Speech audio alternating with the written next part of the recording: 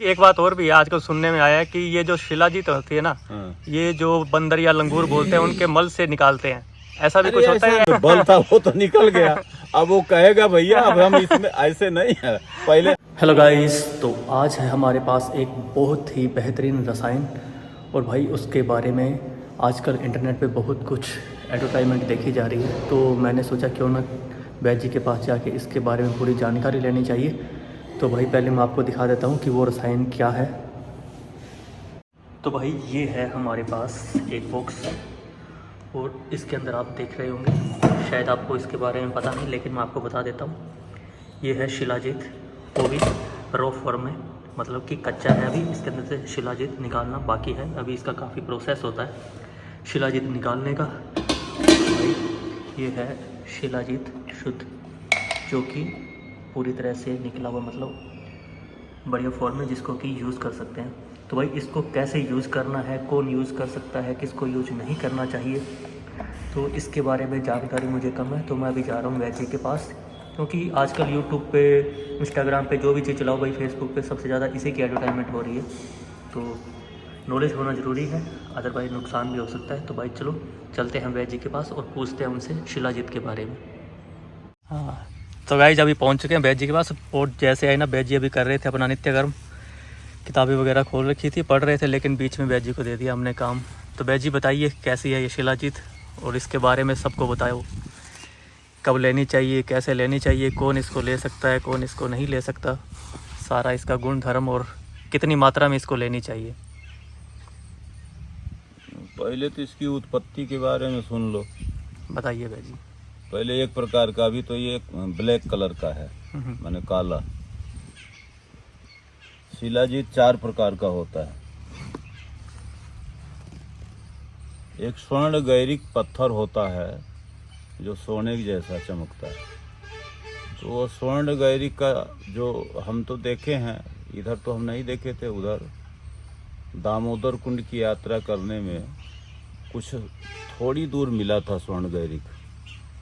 तो उसका जो शिलाजीत होता है वो सबसे एक नंबर में। जैसे स्वर्ण तत्व है धातुओं में, ये भी एक धातु है। अच्छा। और ये धातु का रस है।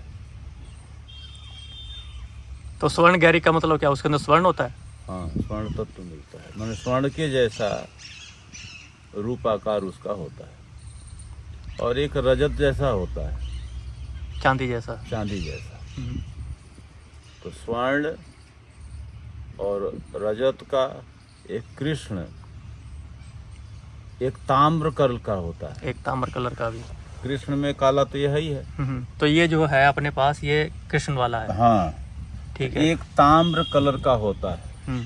तो अब तो धीरे धीरे, अब हम तो जानते हैं करीब करीब बताने वाले का भी अभाव हो जाएगा, देखने वाले प्रैक्टिकल का तो अलग बात है। उसी तरह से पात्र भेद से, जैसे स्वर्ण पात्र का अलग हिसाब है सोने का। अब स्वर्ण पात्र कौन रखता है, उसमें कौन चावल दाल सब्जी रोटी बना के खाता है। उतना सोना उस तरह का चाहिए। पहले के थे ये सब व्यवस्था, राजा महाराजा लोगों की थी और सब थी, मैंने एक तरह से ऐश्वर्य हो गए, या तो धनाध्यक्ष हो इतना बड़ा।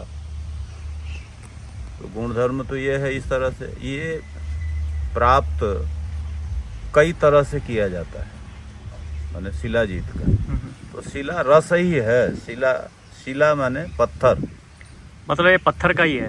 हाँ, पत्थर का द्रव, जैसे संखिया पैदा होता है ना पत्थर पर, तो संखिया का प्रादुर्भूत जो होता है बिच्छू से है। आर्सेनिक, इंग्लिश में आर्सेनिक। आर्सेनिक, हाँ जी। तो वो बिच्छू डंक मारते हैं, अब वो बहुत बड़े बड़े बिच्छू हैं, तो वो जहर से इतना मदमस्त हो जाते, वो जो पत्थर पर डंक मारते हैं, तो अब ये देख लो कि पत्थर इतना खौल जाता है, द्रव रूप में परिणित हो जाता है, खौल करके पत्थर।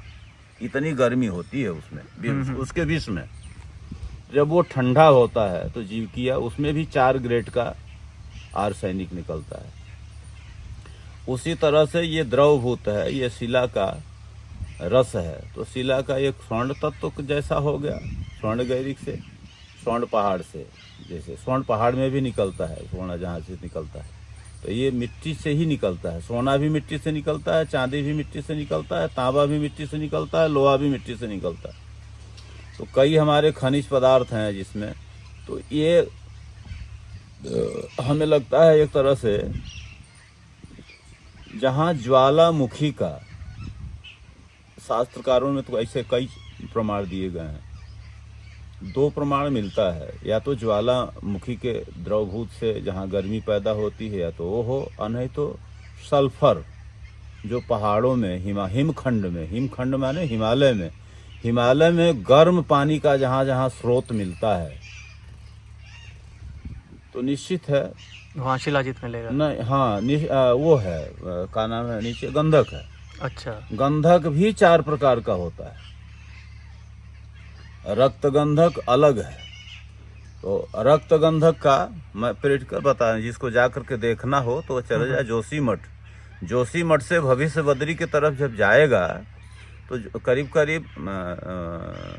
जोशीमठ से 25 किलोमीटर की 26 किलोमीटर है तपोवन से आगे, तपोवन से 5-6 किलोमीटर या 4 किलोमीटर, 5 किलोमीटर या 4 किलोमीटर होगा या 6 किलोमीटर होगा, अब तो काफ़ी दिन हो गया, भूल गया।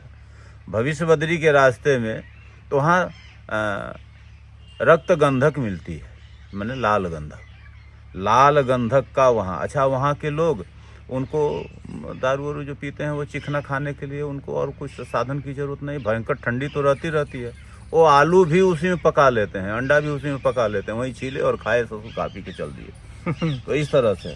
पर पहाड़ में चावल तो खुद मेरा पकाया हुआ है, आज भी सुना जाता है, देखा भी जाता है। हेमकुंड साहब, बद्रीनारायण और जगह, केदारनाथ भी जाते हैं तो यहाँ नेपाल में उसको रातो पानी कहते हैं, तातो पानी कहते हैं, जो उधर के तरफ जाते हैं। अमरनाथ की यात्रा में भी कई जगह गर्म कुंड मिलता है।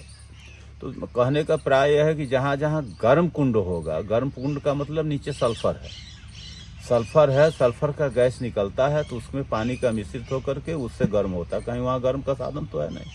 और ये मैं प्रैक्टिकल बता रहा हूँ, गया हूँ तो बता रहा हूँ, आँख से देखा हूँ, नहाया हूँ, प्रयोग किया हूँ तो बता रहा हूँ।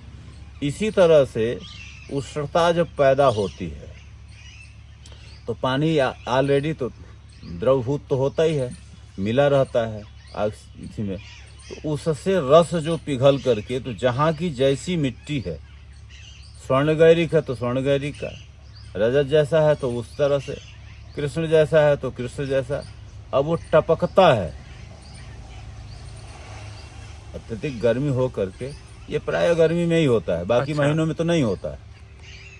तो जब खूब गर्मी जब चढ़ता है तो पहाड़ों की गर्मी अलग होती है, तो उसमें टपकता है रस है द्रवभूत कर। इसका सबसे पहले इनको पता लगता है, क्योंकि पहाड़ी के अन्य घाटियों में, दुर्भर में द्वाभा, पहाड़ी का जो द्वाभा होता है, जहाँ दो पहाड़ हैं, एक इधर से और एक इधर से, तो दोनों का जो ऐसे होता है और कहीं कहीं ऐसे ढलान का होता है, तो वो आदमी तो नहीं पहुँच पाता है। लेकिन जब वहाँ गर्मी के नाते रस टपकता है, तो टपकता है तो नीचे टपकेगा, और नीचे भी पत्थर है, तो सबसे पहले बंदरों को पता लगता है। अच्छा। तो बंदर वहाँ चाटते हैं शिला रस का, और भालू भी चाटता है। अच्छा। गर्मी से, सर्दी से बचने के तो ठंड के नाते कुछ तो जम जाता है। तो ये 2 प्रकार से ग्रह होता है। वो तो प्राकृतिक गुणधर्म से हो गया, जो शिला रस, हाँ, टपका गर्मी से, हाँ, जैसे नीम के पौधे में, या इसमें खजूर के पेड़ में, या खजूर के जैसे और जो पेड़ होता है, इसमें जो ताड़ वृक्ष, जिसको ताड़ कहते हैं, ताड़ निकलता है ना रस, हाँ। तो इसी तरह से वो टपकता है। तो ताड़ वाले भी छीलते हैं तो टपकता ही है। बार्निश जिससे बनता है, बार्निश से, ये चीड़ की लकड़ी से, चीड़ से, हाँ, तो चीड़ का भी छाजा लगा करके वो टपकता ही है बार्निश का। ऐसे पत्थर का भी है। तो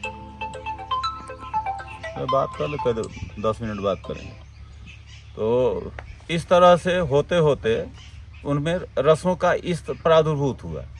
अब इसमें तत्व इतने अच्छे रहते हैं, कई प्रकार के तत्व हैं। तो ऐसे तत्व होते हैं जो हमारे जीवन की संरक्षित क्रिया को, माने जो पोषक तत्व का जो संरक्षित करता हो, उसको बल देता हो, तो ये शिला रस का कार्य क्षेत्र है। जिसमें अब मात्रा निहित इसलिए पूरी नहीं के लिक्विड में तिल्ली, जैसे तिल्ली का प्रयोग होता है। तिल्ली माचिस की जो तिल्ली हाँ। है, तो माचिस की तिल्ली उसमें लगा करके, जैसे अभी हम माचिस की तिल्ली लगाए और इसमें अग्रभाग पूरी तिल्ली ना हो, माचिस की अग्रभाग जिसकी कहीं सी है। और वैसे चिकित्सक की देख रहे में अपने योग प्रकृति के बल के अनुसार, शरीर के बल के अनुसार तो सब ले सकते हैं। ये बहुत अच्छी जीवनदायिनी है, पोषक तत्व को प्रदान करती है, धातु पौष्टिक है। धातु पौष्टिक है। सप्तरस को, माने शरीर के मुख्य जो सप्तरस हैं, तो सप्तरस को शुद्ध करके पुष्ट करके तब जाके तुष्ट करती है, जो जीवन को दायनी करती है। तो ये अच्छी, इस पे पहले बड़ा शोध हुआ, बड़ा इस पर हुआ।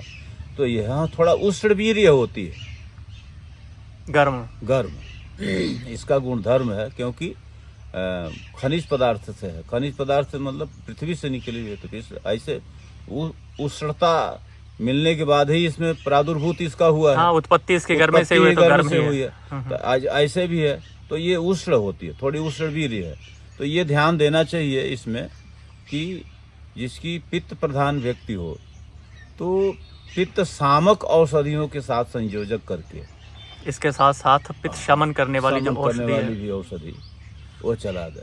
अब कफ प्रधान तो ले ही सकता है इसको, उसमें तो कोई नहीं है। तो ये हरण तो तीनों करती है, कफ पित्त वात तीनों का शमन करती है, पर अन्यान ऐसे इसका देखा गया है। और रुग्णावस्था, जैसे किसी रोग के, विशेष रोग से उसका रुग्णावस्था हो गया, कृशकाय हो गया, तो उसमें ये बल देती है। प्रयोज्य इसका दूध से, दूध के साथ ही लेनी चाहिए। दूध के साथ लेनी चाहिए, क्योंकि ये हमने प्रैक्टिकल भी देखा है। और ऐसे दूध की व्याख्या अलग अलग है। भैंस का दूध है, बकरी का दूध है, गाय का दूध है। गाय में भी कपिला गाय का मिल जाए, रक्त गाय का वर्ण मिल जाए, श्वेत गाय का मिल जाए, या राठी गाय का मिल जाए, लेकिन देसी गाय का दूध मिले तो और बढ़िया है। पित्त प्रधान व्यक्ति है तो उसको बकरी का दूध से मिल जाए, सेवन करे तो सबसे उत्तम है। कफ प्रधान के लिए फिर वो है, और न मिलने पर जो भैंस का भी दूध प्रयोग कर सकता है, लेकिन शीतकाल में, ठंडी के महीने में। अन्य काल में लेना हो तो इस तरह से शुगर का भी पेशेंट ले सकता है और का भी पेशेंट ले सकता है, माने न्यूनाधिक कम बेसी मात्रा। कोई ऐसे लोगों में तो नियोजन यह है कि किसी योग्य चिकित्सक की सलाह ले लें, चिकित्सक के पास दिखा के फिर ही लें। हाँ, सलाह ले लें कि कम से कम ये हम कितनी मात्रा निर्धारित करें। और निर्बाध है, जैसे थोड़ा सा लेना है तिल्ली का, जो तिल्ली का प्रयोग है जहाँ तक, तो माचिस की तिल्ली में डुबोए और थोड़ी सी दूध में उसको घोल बना लिए और को ले लिए, और ले करके अब वो अलग विषय है। किसी को कुछ जलपान के बाद पचता है, किसी को खाली पेट पचता है, तो थोड़ा प्रयोग करने के बाद पता लग जाता है कि कैसे पचेगा।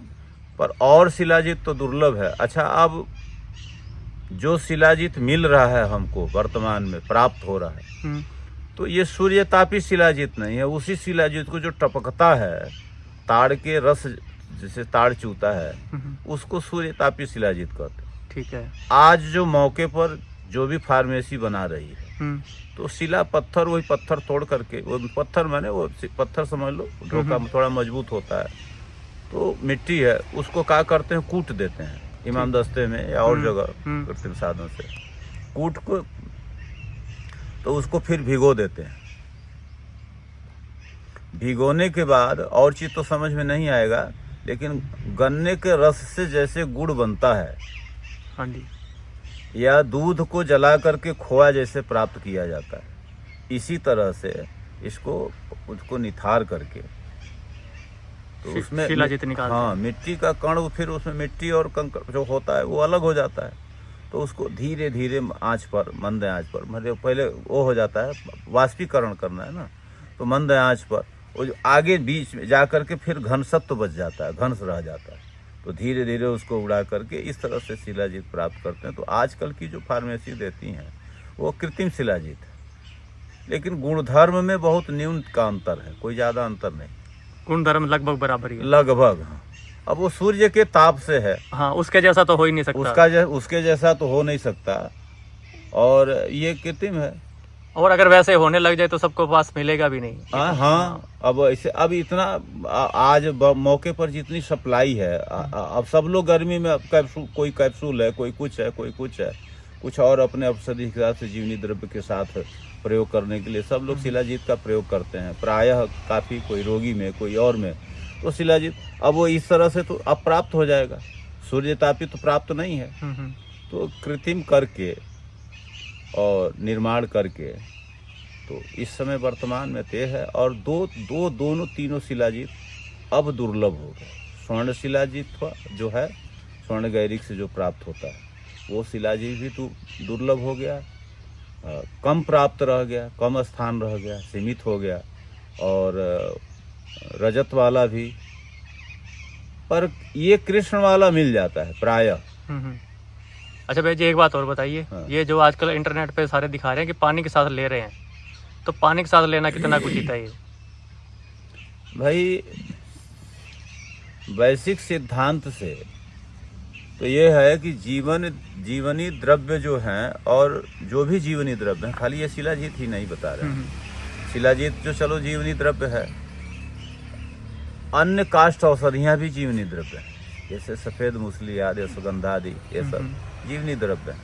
तो इनकी आयुर्वेद में नियोजन यह है कि ये हमको तब संरक्षित करती हैं कि इनको पचने के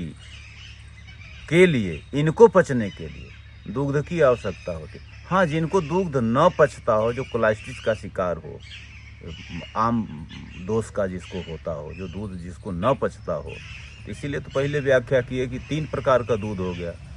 एक तो वर्तमान में भैंस का हो गया, गाय का हो गया और बकरी का हो गया, तो उसमें अलग अलग गुणधर्म हुआ। अगर किसी को तीनों दूध ना पचे तो वो पानी के साथ ले, तो पानी के साथ ले, लेकिन प्रायः ये देखा गया कि थोड़ी सी दूध में ले ले, हाँ थोड़ा सा दूध ले ले तो ज़्यादा अच्छा रहेगा, ज़्यादा उत्तम, ज़्यादा लाभ के लिए दूध के ज़्यादा लाभ के लिए रहेगा। जैसे सिंगरप द्रव धातु है और सब धातु है, कुछ लोग सिंगरप का वो करके शुद्ध करके और उसमें खोआ मार करके लड्डू वगैरह बनाते हैं, जैसे नालिक सरदार वगैरह लोग करते हैं, 1-8 तोला। इनको खूब अच्छी तरह से ज्ञान है तो वेद ही है, ये कोई विधि नया नहीं है, सब आयुर्वेद की विधि है। सिंगरप कई तरह से तैयार किया जाता है, सिंगरप तैयार करने की तो हजारों विधियां हैं। इसी तरह से शिलाजीत में भी नियुक्त करके हजारों प्रकार की विधियां हैं लेने की, किसको किस विधि में है। तो अब ज़्यादा अगर जो कोई बात होती हो तो थोड़ा कोई चिकित्सक हो आसपास में, आयुर्वेद का हो चाहे और हो, तो आजकल की तो बहुत फार्मेसी की मात्रा नहीं है निर्धारित, कोई 500 mg का, कोई 1000 mg का है, कोई 250 mg का है। तो जैसे केसर है रक्त को शुद्ध करके काम करती है, हाँ। इसी तरह से शिलाजीत भी है, रक्त को, मैदा को, अस्थि मैदा को, सबको पुष्ट और शुद्ध करके ये काम करती है शिला रस। इसीलिए इसको शिला रस कहते हैं, इसको शुद्ध नाम तो शिला रस है।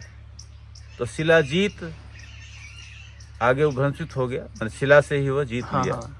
तो जो अन्य रोगों को जीत लेता हो या ऐसे इसी को बल दे देता हो, तो कुल मिलाकर के उसका ये है। तो भैया जी, सबसे उत्तम अगर किसी को शरीर में ताकत बढ़ानी हो तो शिलाजीत को किस चीज़ के साथ ले, मतलब कोई खाली दूध के साथ या उसके अंदर केसर मिला के या फिर मिश्री मिलाकर? फिर शिलाजीत मिलाना, फिर केसर मिलाना, केसर की जरूरत नहीं है, सिर्फ मिश्री मिला के दूध ले सकते हैं। हाँ, मिश्री युक्त ले सकते हैं, ग्लूकोज युक्त ले सकते हैं, ये देसी भूरा खांड मिला करके ले सकते हैं। खाली दूध नहीं पचता है, पर हाँ लें पहले थोड़े दूध में इसको घोल कर लें और उसको ले लें, क्योंकि कसैला होता है, मुंह का स्वाद बिगड़ जाता है। तो कुछ लोगों का, अब कई लोग तो आयुर्वेद की दवा ही नहीं खाना पसंद करते हैं, क्योंकि वह कौन खाएगा, कड़वा लगता है मुंह का कसा। तो भाई हम तो ये देखे हैं, ये लिखा भी है कि जो जितना ही सरस स्वाद में जाता है वह उतना ही अपने सिस्टम को बिगाड़ता है। मैंने पट कसाय तिक्त ये प्रयोग है, तो अब इसीलिए अब आजकल के नियोजन है, कैप्सूल है और है, जीभ को मधुर लगने वाली चीजें शरीर को नुकसान पहुंचाती है। वो पहुंचती है, जितना मधुर होगा। अच्छा, अंत में बनना है तो मल बनना है, ये तो सत्य है। लेकिन ये नहीं है, मल ही बल होता है, मल शुद्ध हो तो बल है। अच्छा, ये कैसे मल बल होता है? अब ऐसे तो नहीं पड़ा। बहुत बड़ा पहलवान हो, एक उदाहरण के तौर पर, तो बड़ा अच्छा पहलवान है, बड़ा बल है, उससे कोई हाथ नहीं मिलाता, अखाड़े में नहीं लड़ता, और उसको अखाड़े में जाने से पहले 10 लग जाए पतले, और कहे चलो अब अखाड़े में तन हाथ मिलाओ, फिर पता लग जाएगा कि मल में बल है कि बल किसमें है। बल किसमें था, जिसमें बल था वो तो निकल गया, और जिसमें बल था वो तो निकल गया। अब वो कहेगा भैया अब हम इसमें ऐसे नहीं है, पहले हमको स्वस्थ होने दो, उसके बाद में तब अखाड़ा में लड़ेंगे। तो ऐसा नहीं है, मल को शुद्ध रखना हमारा जहाँ तक विचार है, जहाँ तक मल को शुद्ध रखें और मल ही बल होता है। तो भैया जी एक बात और भी है, आजकल सुनने में आया है कि ये जो शिलाजीत होती है ना, ये जो बंदर या लंगूर बोलते हैं उनके मल से निकालते हैं, ऐसा भी कुछ होता है? ऐसे ही है यार, अपवाद स्वरूप है। अच्छा, वैसे ही बोलते हैं मतलब लोग, ऐसा कुछ नहीं होता? ऐसा नहीं, बंदर खाली इसको खा लेते हैं, बंदर ऐसा नहीं है कि उनके मल से। बंदर भाई बंदर तो हमसे आपसे ज्यादा बुद्धिमान है वो, हमसे ताकतवर भी ज्यादा। हाँ, हमसे ज्यादा नहीं, बुद्धिमान भी है वो, ऐसा नहीं है। काम की चीज खाता है वो। हाँ, अब हाँ हमने ये देखा है, जैसे कड़ुआ अतीस है, एक मीठा अतीस होता है, एक कड़ुआ अतीस होता है। तो कड़ुआ अच्छा क्या कितना संरक्षित करता है? भालू। अब भालू सर्दी में पहाड़ों में जब ज्यादा सर्दी से व्यथित हो जाता है, जब कमजोर होता है, अग्निमंद होती है, तो अतीस खोज करके खाता है वो। अतीस नीचे कंद जैसा बैठता है। हाँ। अच्छा, उसमें ये विशेषता देखिए, अब उसको कौन बताने आया कि ये पुष्ट है और ये कच्चा है, वो पक्का है। वो पंजा मार करके ऐसे खोदता है और देखता है, अगर जो पुष्ट है तब तो उसको तोड़ा और खाया, अगर जो कच्चा है तो वही पंजा से फिर दबा देता है। तो हमसे अच्छा ज्यादा संरक्षण करने का तो ज्ञान उसको प्राप्त है। हम मानव जो है, चाहे कच्चा मिले चाहे पक्का मिले, जैसे मिले मिल गया खा लेंगे। गुण चाहिए उसका खराब ही हो, भले कुछ खराब हो। अब जब जिसकी दृष्टि ही ऐसी हो तो वो उसके लिए तो भाई बात अलग है, लेकिन ऐसा नहीं है कि बंदर के मल से शिलाजीत निकाल करके। तो सुनने में बेटी आजकल इंटरनेट पे सब कुछ मिलता है, अपवाद स्वरूप बहुत कुछ होता है। जिसको जैसा ज्ञान होता है ना वो इंटरनेट पे फेल देता है। होता है वो कुछ करके बंदर के मल से होता है। अरे वो इतना ज्यादा नहीं खा सकता क्योंकि उष्णवीर्य है ना। हाँ, इतना कितना खा लेगा कि मल से निकल जाए। हाँ, तो इतना ज्यादा नहीं खा, अच्छा ज्यादा हो जाएगा तो मर नहीं जाएगा। इतना गर्मी हो जाएगा, कहाँ गर्मी सहेगा वो कहाँ जाएगा। हाँ, प्राकृतिक जीवन शैली जीने के लिए हिमखंड में जहाँ जहाँ गर्म पानी का स्रोत है, वहाँ वहाँ जब बर्फ जम जाता है तो गर्म पानी का स्रोत तो हमेशा रहता है। तो वहाँ की शैली सर्द को कम करने के लिए, जैसे भालू आदि जो भी हैं वहाँ के जीव हैं, जंतु हैं, जो भी रहने वाले, तो वो गर्म पानी का क्षेत्र का शैली वो अपनाते हैं स्वतः का जीवन जीने के लिए। तो अब सब जगह तो नहीं, अब ये मिलता गर्मी में है, चूता भी है तो गर्मी में। अब गर्मी में वो कितना खा लेगा कि उसके मल के साथ है। हाँ बेटी, ये बात सही है। तो बेटी हमने किताब में एक बात और भी पढ़ी थी कि मेदो वृद्धि का नाश करने के लिए इसको जल के अंदर थोड़ा शहद मिला के ले। अभी आयुर्वेद की पुस्तक में तो ये सही है। ठीक सुना, ठीक है। मेदो वृद्धि माने उदर की वृद्धि होना। हाँ, जिसका मोटापा आ रहा है, जिसका पेट मोटा हो रहा है, तो उसके लिए वह गर्म पानी में थोड़ी सी शिलाजीत मिला लें और शहद मिला लें, और लेकिन शहद के साथ नींबू भी जरूर मिलाएं। शहद के साथ नींबू जरूर मिलाएं। जिसको वृद्धि का कम करना हो, मोटापा कम करने के लिए, वो इस तरह से शिलाजीत वो ले सकते हैं। हाँ, लेकिन मात्रा अपने शरीर की ताकत के हिसाब से ही लेते हैं। हाँ, वो 1-2-4 दिन लेने से पता चल जाता है कम बेसी मात्रा। कहीं ऐसा ना हो कि रात में पतला होने के चक्कर में और भाई। अरे हमने देखा है, तू अब है एक पंडित जी थे यही रानिया, ये रानिया। हाँ, अब लिक्विड शिलाजीत उन्होंने मंगा लिया। अब किसी ने बता दिया, अब शुगर के पेशेंट थे, वो एक चम्मच लेने ले, 1 चम्मच सुबह, 1 चम्मच दोपहर, 1 चम्मच शाम को। तो भैया रिजल्ट हुआ, अब पुष्ट है। हाँ। पुष्टिकारक है। अब उनके दिमाग में विद्वान अच्छे थे, ज्योतिष के अच्छे पंडित थे, बड़ी अच्छी पढ़ते, उनका घर दुकान सब वही था। अच्छा, पुष्ट हुआ, निर्णय क्या निकला उसका लेने का, तात्पर्य क्या निकला, खून की लैट्रिन करने लगे। हाँ, इतनी गर्मी अगर उन्होंने अपने शरीर में बढ़ा ली। हाँ, अब 1 चम्मच लेना शुरू, लिक्विड है तो क्या मतलब है। अब शहद बड़ा चीज। अच्छा, शहद भी उष्णवीर्य होता है, शहद भी गर्म होता है। बिना गर्मी के तो मेद नष्ट होता भी नहीं। हाँ, बिना गर्मी का मेद नष्ट नहीं, कफ नष्ट नहीं होगा, मेद नष्ट नहीं होगा। कफ ही दोष तो है, तो कफ दोष है तो गर्मी से अब लेना तो जरूरी है, पर ठीक है, पर कितनी मात्रा में लेनी जरा इसका भी ध्यान। हाँ। दूध भी बड़ा पुष्टिकारक हो, शरीर को पुष्ट करता है, घृत भी करता है, मक्खन भी करता है, पाचन तंत्र तो काम कर रहा है, 50 ग्राम पचा नहीं पा रहा है, या 50 ग्राम की शैली है, और घृत बड़ा पुष्ट करता है, आधा किलो पी लो, क्या करेगा? सारा का सारा क्लीन कर देगा, अंदर साथ ही निकलेगा, सारा क्लियर कर देगा अपने आप ही।